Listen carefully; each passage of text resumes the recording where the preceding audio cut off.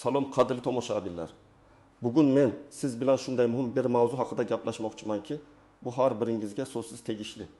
Pul kimga ham kerak emas deysiz. Ammo ko'pchilik bir narsani unutadi. Pul shunchaki osmondan tushmaydi. Ba'zida juda ko'p hollarda pul sizning qo'lingizga yetib kelishi uchun ma'lum bir qog'ozlar to'plami bo'lishi shart.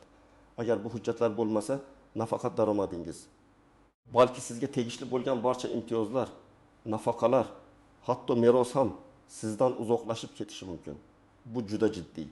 Shuning uchun hozir meni diqqat bilan tinglang va aynan shu daqiqada kanalimga obuna bo'lib, videoga like bosing. Bu ma'lumotlar sizning moliyaviy kelajagingiz uchun kritik ahamiyatga ega. Core of the problem keling, avvaliga bir savolga javob beraylik. Nima o'zgardi? Oldinlari ko'pchilik ishlarni og'zaki kelishuvlar asosida bitkazishga odatlanishgan edi. Mahallada tanishim bor. U hamma narsani hal qilib beradi. Ishxonada oylikni qo'lga berishadi. Hech qanday qog'oz shart emas. Qarindoshimdan qarz oldim. Hech kim bilmaydi. Bu kabi gaplarni tez-tez eshitardik. Hatto banklar ham ba'zi operatsiyalarda shu qadar talabchan emas edi. Oddiy bir pasport va o'zgina ishonch bilan ko'p narsani hal qilish mumkin edi. Ammo bugun vaziyat tubdan o'zgardi. Hukumat va moliyaviy tizimlar ochiqlik, shaffoflik va javobgarlik tamoyillariga tobora ko'proq e'tibor qaratmoqda. Bu nafaqat davlat darajasida, balki har bir fuqaro uchun ham juda muhim. Dunyo globallashib, raqamlashtirish jarayonlari tezlashar ekan, har bir moliyaviy operatsiya ishsiz qolmaydi. Endi nafaqat davlat, balki har qanday tijorat tashkiloti, bank yoki hatto xorijiy hamkor ham sizdan aniq va to'g'ri rasmiylashtirilgan hujjatlarni talab qiladi. Hujjatlarsiz na bank hisobini ochishingiz, na xorijdan pul o'tkazmasi olishingiz, na pensiya rasmiylashtirishingiz, na qonuniy tarzda uy-joy sota olishingiz mumkin. Bu shunchaki yangi qoida emas. Bu zamonaviy moliyaviy dunyoning fundamental talabi. Oldingi og'zaki kelishuvlar yoki hamma narsani hal qilib beruvchi tanishlar davri deyarli tugadi. Endi sizga pulning qonuniy egasi ekanligingizni tasdiqlovchi hujjatlar kerak bo'ladi. Aks holda o'zingizning pulingizni ham isbotlay olmaysiz. Main part L, detailed breakdown keling. Endi eng muhim qismga o'tamiz. Pulingizni qo'lingizga olishingiz uchun qanday hujjatlar kerakligi, kimlar bu haqda qayg'urish kerakligi va kimlarga esa bu unchalik ham taalluqli emasligi haqida batafsil gaplashamiz. Birinchi va eng asosiy hujjat bu shaxsiy identifikatsiya hujjatlari. Bu yerda albatta birinchi o'rinda pasport yoki ID karta turadi. Tasavvur qiling, sizga xorijdan bir qarindoshingiz pul jo'natmoqchi. Bankka borasiz, pulingiz kelganini aytishadi, lekin pulni berishmaydi. Nega? Chunki sizda pasport yo'q yoki pasportingizning muddati o'tib ketgan. Bir misol keltiraman. Toshkentlik Kardin yoshli Dilshod akamiz bor. U Rossiyada ishlaydigan o'g'lidan tez-tez pul olib turardi. Bir kuni katta miqdorda, taxminan $1000 miqdorida pul kelgan. Banka borganda pasportining muddati 2 oy oldin tugaganini bilib qoldi. Bu pulni ola olmasdi. Pasportni yangilash uchun erta tongdan hukumat xizmatlari markaziga navbatda turdi. Yangi pasport olish uchun odatda 10 ish kunigacha vaqt ketadi. Lekin shoshilinch tartibda 3 ish kunida ham olish mumkin. Lekin bu xizmat uchun qo'shimcha to'lov talab qilinadi. Shu 3 kun davomida Dilshod aka pulga muhtoj bo'lgan va o'g'li jo'natgan puldan foydalana olmagan. Bu shunchaki bir bank operatsiyasi edi. Shaxsiy guvohnomasiz siz bank hisobi ocha olmaysiz, kredit ola olmaysiz, davlat xizmatlaridan foydalana olmaysiz. Hatto mahalliy uy-joy kommunal xizmatlar uchun to'lovlarni ham rasmiylashtira olmaysiz. Ayniqsa, yangi ID kartalarga o'tish jarayonida bu yanada muhim ahamiyat kasb etmoqda.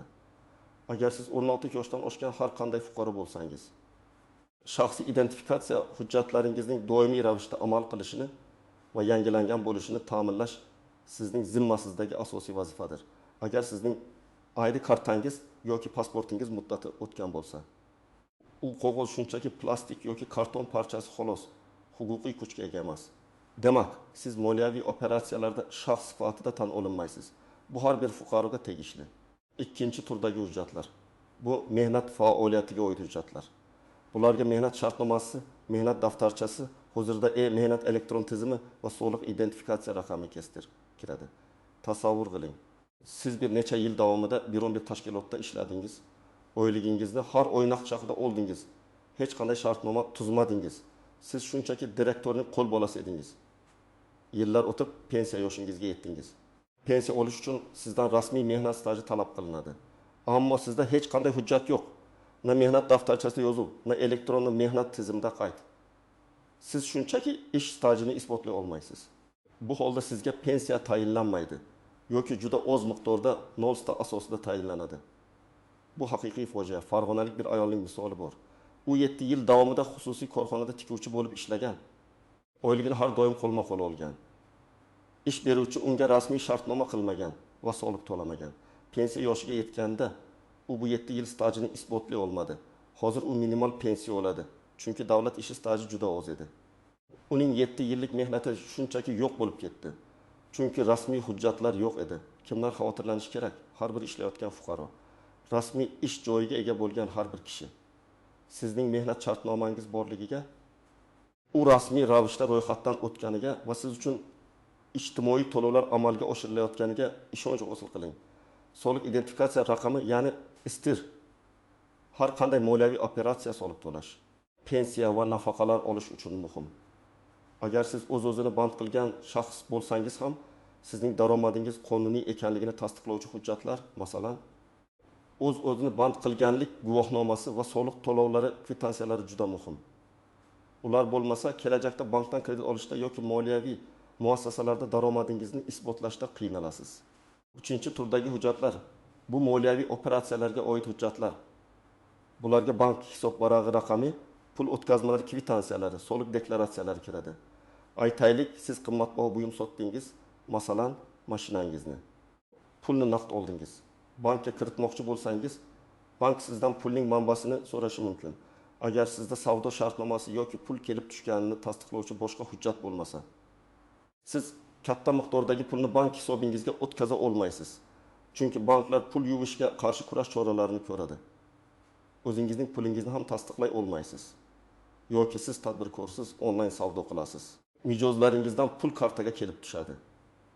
Agar siz bu daromadlaringizni soliq idoralarida rasmiylashtirmagan bo'lsangiz, bir kuni soliq idorasi sizning kartangizga kelib tushgan pul miqdorini tahlil qilib, sizdan soliq deklaratsiyasini talab qilishi mumkin.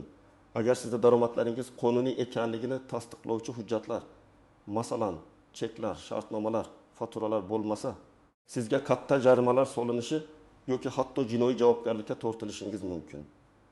Buxorolik bir tadbirkor ayolning misoli bor. U Instagram orqali qo'lda yasagan zargarlik buyumlarini sotib, oyiga o'rtacha 5-7 million so'm daromad topardi. Ammo hech qachon rasmiy soliq to'lovchi sifatida ro'yxatdan o'tmagan. Bir kuni soliq idorasi uning bank kartalaridagi kirimlarni tekshirib chiqdi. Natijada so'nggi 2 yildagi jami daromadidan jarimalar va foizlar bilan birga 30 million so'mga yaqin soliq to'lashga majbur bo'ldi. Agar u o'z vaqtida yoki tartibdagi tadbirkor sifatida ro'yxatdan o'tib, o'z daromadlarini rasmiylashtirganida, ehtimol soliq imtiyozlaridan foydalangan bo'lar edi. Bu misol shuni ko'rsatadiki, hatto kichik daromadlar ham rasmiylashtirilishi kerak. 4-turdagi hujjatlar, merosga oid hujjatlar. Bu yerda asosan o'lim haqidagi guvohnoma, qarindoshlik darajasini tasdiqlovchi hujjatlar, tug'ilganlik, nikoh guvohnomalari va merosga bo'lgan huquq to'g'risidagi guvohnoma muhim rol o'ynaydi. Tasavvur qiling. Sizning yaqin qarindoshingiz vafot etdi va sizga ma'lum miqdordagi pul mablag'i yoki mulk meros bo'lib qoldi. Ammo sizda merosni rasmiylashtirish uchun kerakli hujjatlar yo'q. Masalan, sizning marhum bilan qarindoshlik darajangizni tasdiqlovchi hujjat, ya'ni tug'ilganlik guvohnomangiz yo'qolgan yoki eski familiyaga ega. Bu holda siz merosga bo'lgan huquqingizni isbotlay olmaysiz. Natijada marhumning pullari bankda bloklangan holda qolishi, mulki esa rasman sizga o'tmasligi mumkin. Bu esa uzoq va qimmatga tushadigan sud jarayonlariga olib kelishi mumkin. Samarqandlik bir aka-ukalar misoli. Ularning otasi vafot etganda bankda katta miqdorda puli borligi ma'lum bo'ldi. Biroq katta akada o'zining tug'ilganlik guvohnomasi yo'qolgan edi. Kichik ukada esa guvohnoma bo'lsa-da, otasi bilan familiyasi har xil bo'lib qolgan. Chunki otasi bir paytlar familiyasini o'zgartirgan. Bu ikkala holat ham merosni olish jarayonini murakkablashtirdi. Tug'ilganlik guvohnomasini tiklash, familiya o'zgarishini tasdiqlovchi hujjatlarni topish uchun bir necha oy vaqt va anchagina mablag' sarflandi. Shu muddat ichida ular meros pulidan foydalana olmadilar. Bu kabi vaziyatlardan qochish uchun doimo shaxsiy hujjatlaringizni tartibda saqlash va ularning nusxalarini ham zaxirada tutish muhimdir. Kimlar xavotirlanishi kerak? Har bir shaxs, ayniqsa oila a'zolari, moliyaviy jihatdan bir-biriga bog'liq bo'lganlar, meros huquqi sizga tegishli bo'lsa, bu hujjatlar sizning huquqingizni kafolatlaydi. Kimlar xavotirlanmasligi mumkin? Agar sizning hech qanday merosxo'r bo'lmasa yoki siz hech kimdan moliyaviy meros kutmayotgan bo'lsangiz, bu qism sizga unchalik ham tegishli emas. Ammo baribir umumiy shaxsiy hujjatlar doim to'g'ri bo'lishi shart. 5 ta muhim hujjat to'plamini alohida ta'kidlab o'taman men. Shaxsiy pasport yoki ID karta har bir fuqaro uchun asosiy hujjat. Ikkan mehnat daftarchasi yoki mehnat tizimidagi ma'lumotlar, ish stajini tasdiqlash uchun. O'tu, mehnat shartnomasi. Rasmiy ishga joylashish va daromad manbasini tasdiqlash uchun. 4. Stir. Soliq to'lovchi sifatida ro'yxatdan o'tganlikni tasdiqlovchi raqam. 5. Bank hisob varag'i ma'lumotlari va unga oid shartnomalar, moliyaviy operatsiyalar uchun. Bu hujjatlar sizning moliyaviy o'zligingizni tashkil qiladi. Ular sizning pulingizni himoya qiladi va unga erishishingizni ta'minlaydi. Main part 2. Exceptions to the rules, pitfalls and unobvious nuances albatta. Har qanday qoidaning o'ziga xos istisnolari va kutilmagan jihatlar bo'ladi. Moliyaviy hujjatlar bilan ishlashda ham shunday. Keling, ba'zi muhim nuanslarni ko'rib chiqamiz. Birinchidan, raqamli hujjatlar va elektron imzo. So'nggi yillarda O'zbekistonda raqamlashtirish jarayonlari juda tez rivojlanmoqda. Ko'pgina hujjatlar elektron shaklda mavjud bo'lib, ular qog'oz hujjatlar bilan teng huquqiy kuchga ega. Masalan, mehnat tizimida sizning mehnat stajingiz avtomatik ravishda qayd etiladi. Sizga qog'oz mehnat daftarchasi kerak bo'lmasligi mumkin. Shuningdek, elektron raqamli imzo orqali ko'plab shartnomalarni, ariza va deklaratsiyalarni elektron tarzda imzolash mumkin. Bu esa ofisga borish, navbat kutish kabi vaqtni tejash imkonini beradi. Biroq bu yerda ham bir muhim jihat bor. Raqamli hujjatlarning barcha joylarda ham qabul qilinmasligi mumkin. Ba'zi eski tizimga ega muassasalar yoki chekka hududlardagi tashkilotlar hali ham qog'oz versiyasini talab qilishi mumkin. Masalan, xususiy notarial idora sizdan tug'ilganlik guvohnomasining qog'oz nusxasini talab qilishi mumkin. Garchi u MyBokkuz portalida raqamli shaklda mavjud bo'lsa ham. Shuning uchun iloji bo'lsa, asosiy hujjatlarning nusxalarini qog'ozda saqlashni tavsiya qilaman. Ikkinchidan, uchinchi shaxslar orqali pul operatsiyalari. Ba'zida odamlar bank hisob varag'i ochishga yoki pul o'tkazmasi olishga ulgurmaganligi sababli yaqinlarining, do'stlarining hisob varaqlaridan foydalanadi. Misol uchun, Mirjalol akamiz chet elda ishlaydi. U opasining bank kartasiga pul jo'natadi. Opasi esa uni Mirjalolga naqd qilib beradi. Bu vaziyatda qanday xatarlar bor? Agar siz doimiy ravishda kimningdir kartasiga pul olib o'zingiz ishlatgan bo'lsangiz, soliq idorasi bu shaxsning daromadi sifatida baholashi mumkin. Opaning kartasiga kelib tushgan pullar uning daromadi hisoblanib, undan soliq talab qilinishi mumkin. Yoki agar sizning nomingizdan kimdir hisob varaq ochib noqonuniy operatsiyalar bilan shug'ullansa, barcha javobgarlik sizning zimmangizda bo'ladi. Chunki bank hujjatlarida sizning ismingiz turadi. Bu juda jiddiy oqibatlarga olib kelishi mumkin. Jarimalardan tortib jinoiy javobgarlikkacha. Har doim o'z nomingizga rasmiylashtirilgan bank hisob varaqlaridan foydalaning. Bu sizning moliyaviy xavfsizligingizni ta'minlaydi. Uchinchidan, muddati o'tgan hujjatlar va ularning oqibatlari. Yuqorida aytib o'tganimdek, muddati o'tgan pasport yoki ID karta hech qanday huquqiy kuchga ega emas, lekin bu faqat pasportga tegishli emas. Masalan, notarial tasdiqlangan ishonchnomaning ham o'z muddati bor. Agar sizga biror narsani sotish yoki sotib olish uchun ishonchnoma berilgan bo'lsa va uning muddati o'tgan bo'lsa, siz u bilan hech qanday operatsiyani amalga oshira olmaysiz. Ba'zi litsenziyalar, ruxsatnomalar, guvohnomalar ham ma'lum muddatga beriladi. Agar ularning muddati o'tib ketsa, siz ularga tayanib biror moliyaviy faoliyatni davom ettira olmaysiz. Doimo hujjatlaringizning amal qilish muddatini nazorat qilib boring. Bu oddiy, lekin juda muhim qoida. 4-dan, hujjatlarning yo'qolishi yoki shikastlanishi favqulodda vaziyatlarda, masalan, yong'in, suv bosishi, o'g'irlik, hujjatlar yo'qolib ketishi yoki shikastlanishi mumkin. Bunday holatlarda zudlik bilan tegishli idoralarga murojaat qilish kerak. Pasport yo'qolganda ichki ishlar bo'limiga, tug'ilganlik guvohnomasi yo'qolganida fuqarolik holati dalolatnomalarini yozish FHD bo'limiga, mehnat daftarchasi yo'qolganda esa oxirgi ish joyiga yoki elektron mehnat tizimiga murojaat qilish lozim. Hujjatlarni tiklash jarayoni ma'lum bir vaqt va xarajat talab qiladi.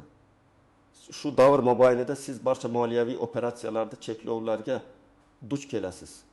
Shuning uchun barcha muhim hujjatlarning nusxalarini elektron yoki qog'oz shaklda xavfsiz joyda saqlashni odat qiling. Masalan, men o'zimning barcha hujjatlarimning elektron nusxalarini bulutli xotirada va USB fleshkaga saqlayman. Ularni tez-tez yangilab turaman. 5-dan, xorijiy daromadlar va ularning deklaratsiyasi. O'zbekiston fuqarolari ko'pincha chet elda ishlaydi va o'z oilalariga pul jo'natadi. Bu pullar O'zbekistonda soliqqa tortilmaydi. Chunki ular allaqachon boshqa davlatda soliqqa tortilgan bo'lishi mumkin yoki shaxsiy o'tkazmalar sifatida hisoblanadi. Ammo agar siz chet eldan kelgan pulni tadbirkorlik faoliyatingizga yo'naltirsangiz yoki bu pullar juda katta miqdorda bo'lsa va ularning manbasini isbotlash talab qilinsa, sizdan tegishli hujjatlar talab qilinishi mumkin. Masalan, xorijdagi ish beruvchidan olingan ish haqi to'g'risidagi ma'lumotnoma, pul o'tkazmasi kvitantsiyalari yoki chet elda to'langan soliqlar haqidagi hujjatlari. Bu ayniqsa banklarning AML, anti-money laundering, pul yuvishga qarshi kurash siyosatlari doirasida muhim.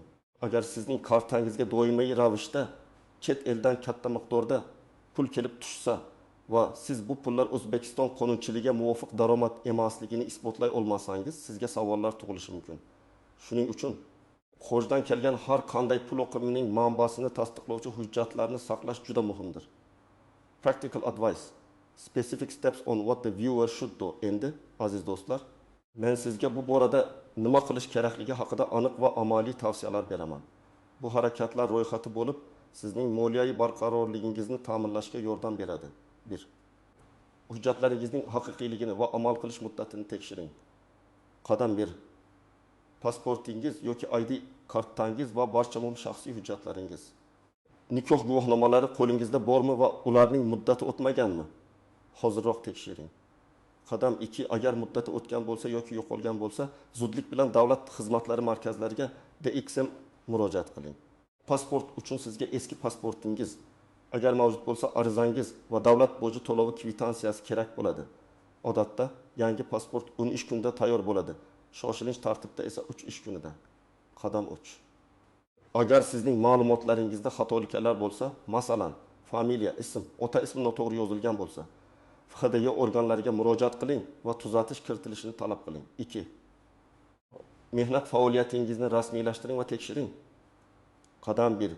Agar siz rasmiy ishda ishlayotgan bo'lsangiz, ish beruvchingiz bilan mehnat shartnomasi tuzilganligiga va u rasmiy ro'yxatdan o'tganligiga ishonch hosil qiling. Mehnat shartnomangizning nusxasini o'zingizda saqlang. Qadam 2. Mehnat. O'z portaliga kiring yoki davlat xizmatlari markazlari orqali o'z mehnat daftarchangizdagi hozirgi elektron mehnat tizimidagi ma'lumotlarning to'g'riligini tekshiring. Barcha ish stajingiz to'liq aks etganligiga ishonch hosil qiling. Agar qandaydir uzilishlar yoki xatolar bo'lsa, bu haqda ish beruvchingizga xabar bering yoki tegishli mehnat organlariga murojaat qiling. Qadam 3. Agar siz o'z-o'zini band qilgan bo'lsangiz, yagona interaktiv davlat xizmatlari portali MyBanko.Gubuz orqali o'zini band qilgan shaxs sifatida ro'yxatdan o'ting va soliq to'lovlarini o'z vaqtida amalga oshiring. Bu sizning daromadingizni qonuniy asosda tasdiqlaydi. 4. Moliyaviy hujjatlaringizni tartibga soling. Qadam 1. Shaxsiy bank hisobvarag'ingiz borligiga ishonch hosil qiling. Agar yo'q bo'lsa, istalgan tijorat bankiga murojaat qilib, pasportingiz bilan hisobvaraq oching. Bu sizga pul o'tkazmalarini qonuniy va xavfsiz qabul qilish imkonini beradi. Qadam 2. Har qanday yirik pul operatsiyalarini, masalan, mol-mulk sotish, avtomobil sotish shartnomalar asosida rasmiylashtiring. Naqd pulda olingan katta miqdordagi pulning manbasini tasdiqlash uchun shartnomalar, kvitansiyalar, cheklar juda muhimdir. Qadam 3. Agar siz daromad oluvchi shaxs bo'lsangiz, masalan, tadbirkor, frilanser, soliq deklaratsiyasini o'z vaqtida taqdim eting va soliqlarni to'lang. Soliq inspeksiyasining rasmiy veb-sayti Soliq.uz orqali buni amalga oshirish mumkin. Sizning daromadingizni shaffof va qonuniy qiladi. 4. Muhim hujjatlarning nusxalarini saqlang. Qadam 1. Barcha muhim hujjatlaringiz, pasport, ID karta, tug'ilganlik, nikoh guvohnomalari, mehnat shartnomalarining elektron nusxalarini skanerlab, bulutli xotirada Google Drive, Dropbox yoki xotira fleshkasida saqlang. Shuningdek, qog'oz nusxalarini ham xavfsiz joyda saqlashni unutmang. Raqamli hujjatlarga ishongan holda qog'oz nusxalardan butunlay voz kechmang. Ba'zi muassasalar hali ham qog'oz hujjatlarni talab qilishi mumkin. 5. Meros masalalariga e'tibor bering. Qadam 1.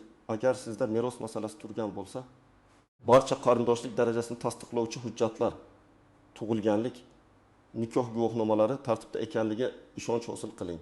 Agar yo'qolgan bo'lsa, tiklash choralarini ko'ring. Qadam 2. Merosga bo'lgan huquqingizni rasmiylashtirish uchun notariusga murojaat qiling va tegishli guvohnomani oling. Bu sizning merosga bo'lgan huquqingizni kafolatlaydi. Bu oddiy qadamlar sizni kelajakdagi ko'plab moliyaviy muammolardan himoya qiladi. Unutmang, har bir hujjat bu sizning huquqingiz va moliyaviy himoyangizning bir qismi.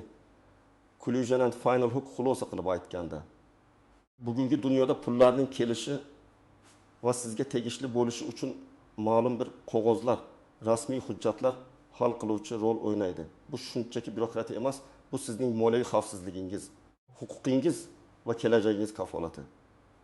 Biz bugun shaxsiy identifikatsiya hujjatlaridan tortib, mehnat shartnomalarigacha moliyaviy operatsiyalar va merosga oid hujjatlarning ahamiyatini batafsil ko'rib chiqdik. Har bir hujjat o'z o'rnida muhim va ularning yo'qligi yoki noto'g'ri rasmiylashtirilganligi sizni katta muammolarga duchor qilishi mumkin. Shuning uchun barcha hujjatlaringizni doim tartibda saqlashga odatlaning. Ularning amal qilish muddatini nazorat qiling va kerak bo'lganda o'z vaqtida yangilang. Agar sizda savollar tug'ilgan bo'lsa, ularni izohlarda yozib qoldiring. Men albatta ularga javob berishga harakat qilaman. Bu video siz uchun foydali bo'lgan bo'lsa, unga like bosishni va kanalimga obuna bo'lishni unutmang. Keyingi videolarimda ham sizga moliyaviy savodxonlikni oshirishga yordam beruvchi muhim ma'lumotlarni ulashishda davom etaman. O'zingizni va pullaringizni himoya qiling.